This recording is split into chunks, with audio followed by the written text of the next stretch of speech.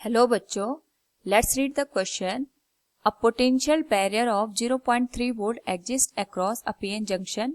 If the depletion region is 1 micrometer wide, what is the intensity of electric field in this region? Now, first of all, we will discuss here the key concept, which will be potential barrier in PN junction.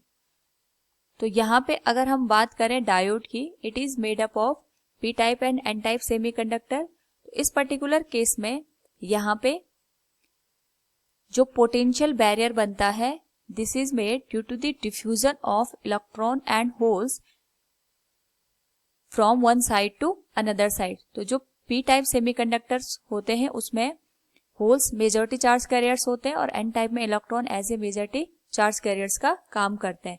तो जब यहाँ पे diffusion की process होती है due to the change in the concentration of charge carrier, उस वजह से जो इलेक्ट्रॉन्स एंड होल्स होते हैं उनमें मोशन होता है और इन्हीं के मोशन की वजह से यहाँ पे जो पर्टिकुलर केस में कुछ इलेक्ट्रॉन और होल एक दूसरे के साथ रिकम्बाइन हो जाते हैं.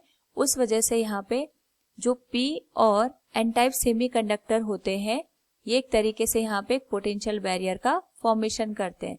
इस पोटेंशियल बैरियर में यहाँ पे आयंस कलेक्ट होते हैं जो कि एक इलेक्ट्रिक फील्ड का फॉर्मेशन करते हैं जिसकी डायरेक्शन पॉजिटिव से नेगेटिव की ओर होती है. और ये जो इलेक्ट्रिक फील्ड होता है यहाँ पे ये फर्दर रिकॉम्बिनेशन को यहाँ पे एक तरीके से ब्रेक कर देता है.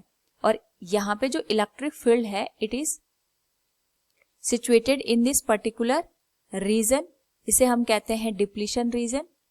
और इस रीजन की अपनी एक थिकनेस होती है.